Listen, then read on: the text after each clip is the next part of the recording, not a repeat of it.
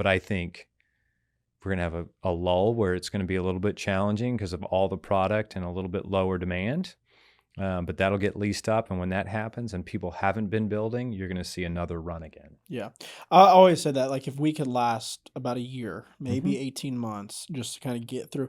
And blissfully, we're in Florida, so I think we do have a great opportunity for that to happen. I think there's significant backlog, there's significant pipeline that's still there. Welcome to Beyond the Blueprint, powered by Contractors, Closers, and Connections Orlando.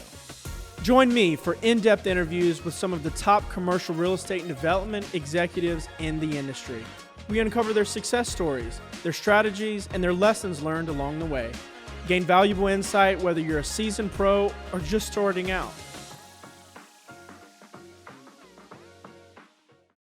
Beyond the Blueprint, welcome back. I'm your host, Branson Bowen, and we are sitting down on episode 2 with Todd Watson at Cadence Partners. So Todd, we wrapped up episode 1 kind of talking about mentorship and the reality behind brokerage and development in this industry and how someone can generate a successful career and how they can kind of navigate through their early development in their career. So I kind of want to jump into development, right? So let's start off like your layman's terms, right? I always do this with developers. What is development? Yeah. Commercial development. Yeah, it's in my mind, it is the creation of new product, whatever that product type is. So people will say who just buy assets and then reposition them will call themselves developers, but that's really acquisition. Development is literally taking something, tearing it down to usually back down to dirt and starting over. And to me, that's, or just, it doesn't, have to tear anything down, but it seems like more and more I am tearing things down. Yeah. Just to get to start from scratch again. But yeah, it's ground up development. I mean, you're creating something new. Sure. Creating something from nothing. Yeah. Right. Hopefully. Right. So let's talk about your experience at Cadence. So you start 5 years ago. Mm-hmm. You guys specialize in industrial product types. Why industrial? And then we'll get into kind of like how Cadence has transitioned as a company into the larger scale stuff that you guys are doing. Yeah. Happy to talk about it. It was, so I had worked in 18, early 18. I remember I was at my son's soccer game and it was a Sunday at about 3:00, and all of a sudden I got a text from a buddy down in Miami, and he said, "Hey, what are you going to do?" And I wrote him back. I go, "What do you mean? What am I doing? I'm at my son's soccer game." He goes, "No, what are you going to do now that your company's being bought by Prologis?" And I was like, "Oh no," because they were a big competitor. I'd kind of enjoyed maybe in some small way, kind of running around and getting smaller deals, out from underneath them, because we're all competitive people. Sure.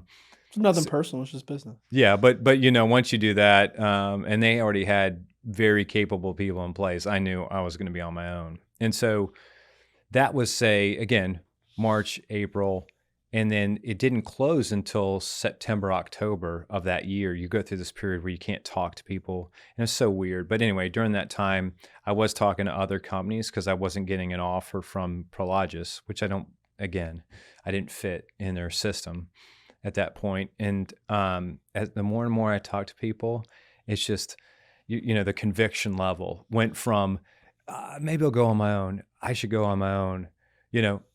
I don't see how I can't go on my own. By the time I was done, I was like, damn, if I'm going to go work with anybody, I've got to call the shots.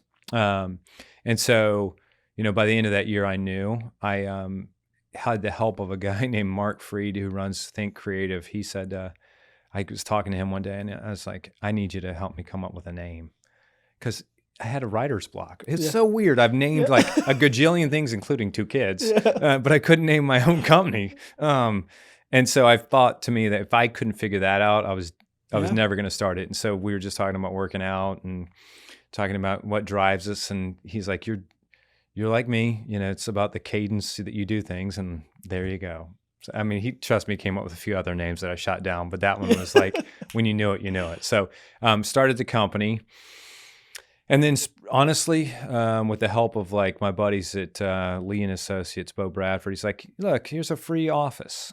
just come and stay, So for about 6 months, I went in there every day, and it was really close to the house, which I need separation, right, to decompress. But anyway, so I'd go in there, and for 6 months, I was just trying to find deals, and honestly, it was miserable. I had enough to work on, but I was used to just this constant flow of deals and everything else, and so that was really difficult. The good part is within 6 months, and you and I talked about this earlier, this break in any hard time you've got that feels like it's every 6 months. Like if you can get through that, you can get through anything. And so at the end of that, I found a partner, kind of help on the development side, Adrian Galliano, and we went and found office space together and said, okay, we're going to do this. And it was funny because, just setting up, I just remember setting up our desks across from each other, and you're like, huh. Yeah. Guess I'm going to stare at your face for a while. So we're going to do this, huh? Yeah. And then by then we had found like 2 deals, one down in Miami, smaller, like 2 buildings, 180,000 square feet total. So really about 90 each. And found equity. That was interesting. That was an experience. So almost every deal I do involves 2 kind of, if you will, sets of equity. So one is the institutional that fund the majority of it. And then you've got friends and family that are kind of right along with you on the GP, the general partnership side. And so I find plenty of GP equity. Everybody's willing to put in, $5,000. You're like, that's great. I need $1 million, or I really need 30 million to get this project off the ground. So, and then there was one group out of Denver that was going to fund that first development, and they backed out on me like 5 days before my due diligence expired. Wow. And so I remember we had to then shuffle. I got an extension by giving up more money, risking another 10 grand, which at the time was everything. Sure. Still a fair amount of money. I'm just saying back then it was like, I've got 5 of these 10,000s. Yeah. If I give one away, I don't have much left. Yeah. So, but anyway, and found a new group. And so after that deal, it kind of took off. We found another project up here that we managed for the same group, which was Reef. And then started finding the next set of deals. And so that felt good. And so it went from, again, 1 or 2 buildings. We've done since then, roughly, I think about 3.5 million square feet. And now have 4 or 5 bigger projects. And so it really just started as, okay, if I can do, essentially a 100,000 square footer, we've done something, that small. If you can do something and it's a lot of effort, why not scale that up to 1 million square feet? Right. And so now we've got North Star that's like about 780,000 square feet. And then you've got Kelly Park, which would be 1.5 million. And so that, because you scale, especially in industrial space, it's the same building. It's just a lot bigger. Yeah, it brings its own issues, right? Yeah. But it's more, so to me, what I enjoy the most about development is that long-term planning. Don't get me wrong. I love, getting a building up, like a onesie, you feel good. You're like, done, move on down the road. But when you can plan out the entire park, how everything interacts, parking, driveways, buildings, what are tenants going to see? What's the best? You look at the architecture, that sort of thing. So for me, scaling up to those bigger projects makes more sense. It brings a whole new set of issues, though, and that is, you just have a lot more money hanging out there, and as you start different phases, when do I start those? So if I do 1.5 million, do you build all 1.5 million at once? No, but do I build 300? Do I build 400? And then the cadence. And there it is, and the cash flow, and you're like, oh. So luckily, we've had some successes down in Miami and up here.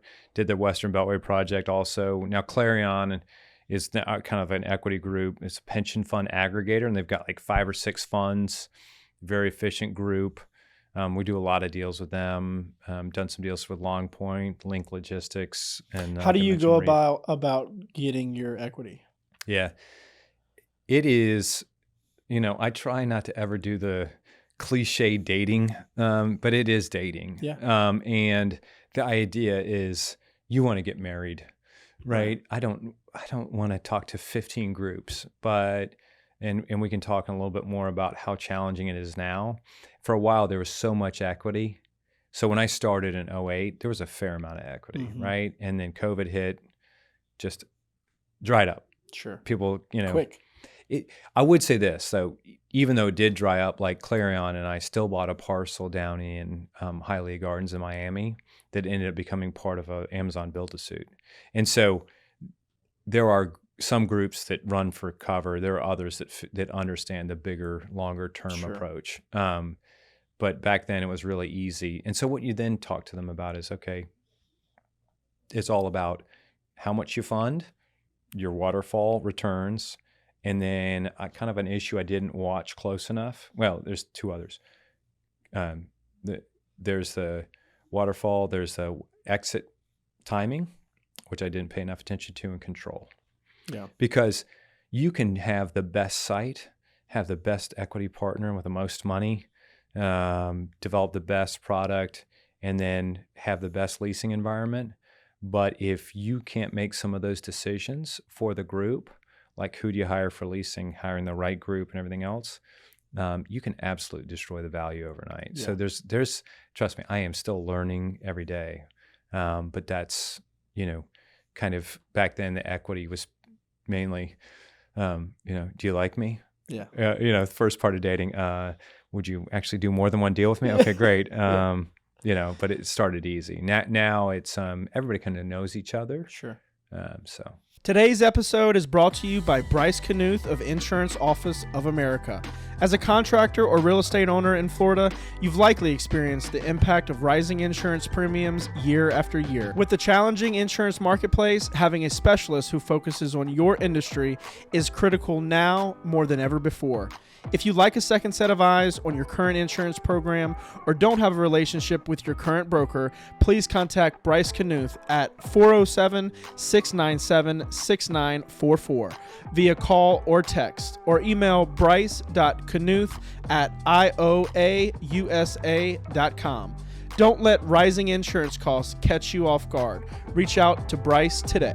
So as Cadence has continued to develop and grow, what are some of the challenges as a developer, but also an entrepreneur and business owner, have you guys have faced as you're kind of going into these next seasons? yeah. So there's always market forces, and I can get into that a little bit. But I think the biggest challenge I have now, and it's a great one, and I'm happy to have it, is how do I set up the company the best way possible? Mm-hmm. How do I keep people happy? How do I keep people with the right skill set plugged into it? Because we talked about this, like if you're going to have 5 or so great skill sets, or at least fairly well-developed skill sets, that takes a long time. Yeah. And that means you're rotating somebody in and out of some position or giving them new challenges. So how do I make sure I do that with all the folks that work together without disrupting? So how do I get everybody educated? And then really too, there are new challenges that show up. So for instance, our first year, 18, right? Probably our biggest challenge back then was still finding deals. Well, now we found plenty of deals. So back then I would have said, hey, I need more help on the acquisition side. 19 was when COVID kind of started to kick. That was more like, hey, how do we prevent really bad things? And 20 was pretty tough, but it suddenly started right back up. That 20 was so weird that way. When it was dead, and then all of a sudden it just took off again. And then 21, still probably slower, but 22 is when it got nuts, inflation. And so then you had to have great construction side to try to, because we were getting change orders like every day. Cost escalation.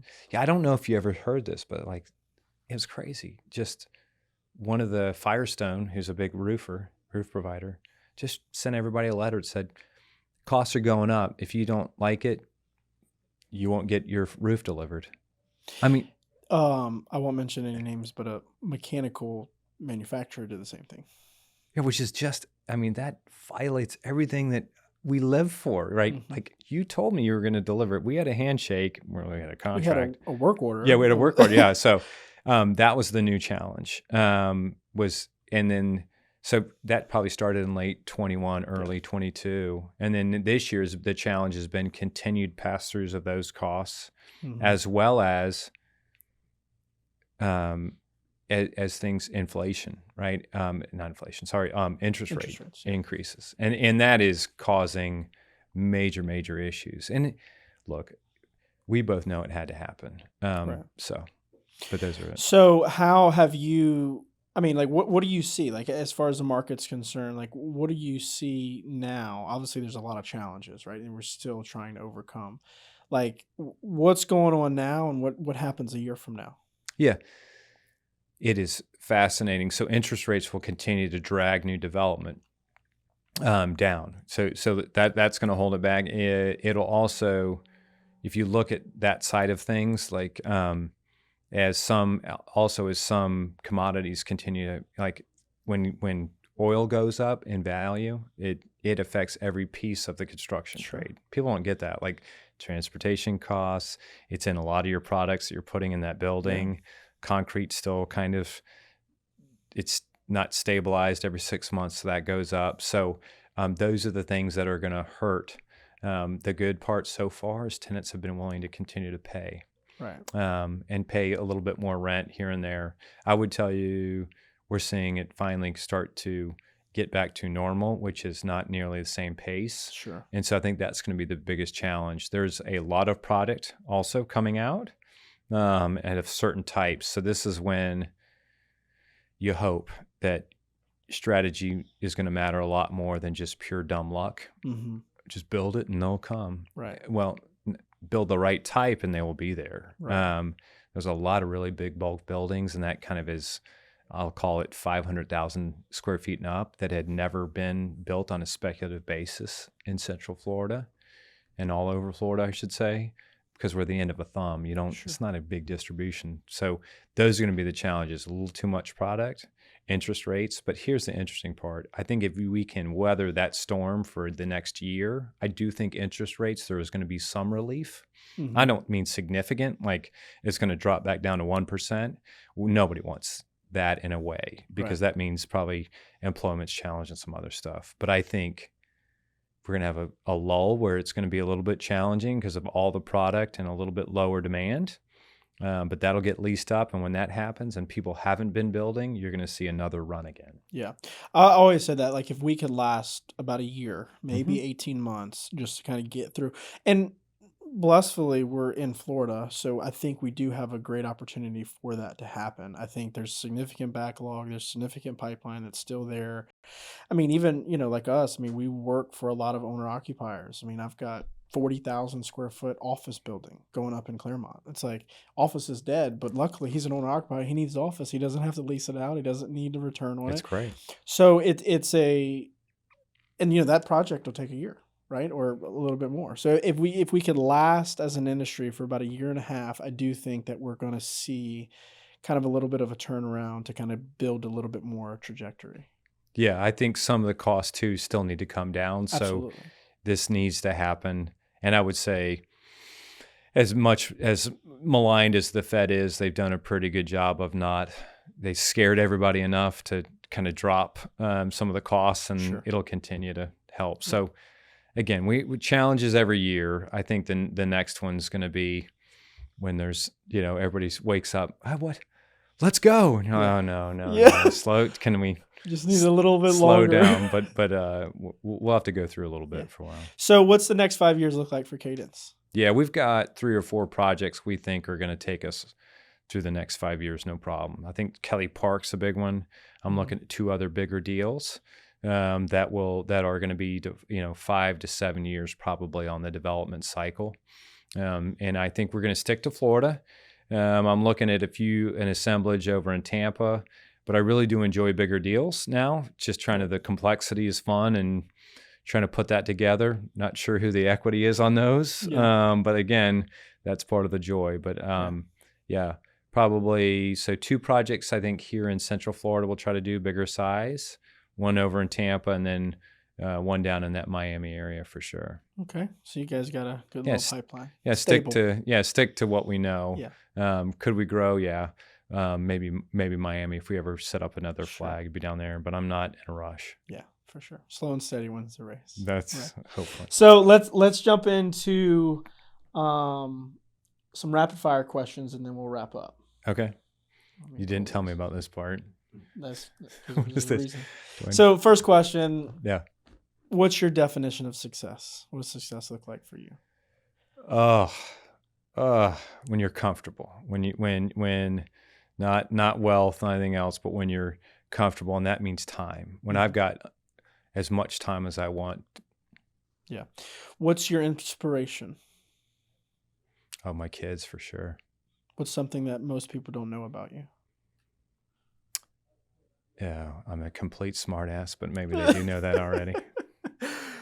What's something new happening in your life right now? Daughter just went to school in Japan started her there for 4 years of college, and that's a roller coaster. These next 4 years are gonna be very interesting Ugh, for you, I I bet. and I think about her every day. So, What is something that scares you? um, I'm getting older. Yeah. Honestly, that's crazy. I'm 51, but I'm not as fast as I was at 40, and for the first time in my life, I'm watching some people in my family get older, and Yeah. it's not great. Yeah. Last question: if you had to ask or tell God one thing, what would it be? Oh, ask him something. I'd probably say, am I doing the right? Ask him, am I doing the right thing? Yeah. Maybe any tips? Yeah. Let me in. You point me in the right direction. Exactly. Oh. Well, Todd, man, it's been a Yeah. pleasure sitting down. I truly do believe that our audience and our listeners have Hopefully. they've been able to Yeah. get a lot of value. I do believe I have our relationship. I do see you as a quasi mentor. Yeah. I'm very appreciative of that and all of the time we've spent together. So, Beyond the Blueprint, this has been a great episode 2 with Todd Watson. He's provided a substantial amount of value on his journey and the commercial real estate development atmosphere. Make sure you like and subscribe to the channel and join us next time for our upcoming episodes. See you next time.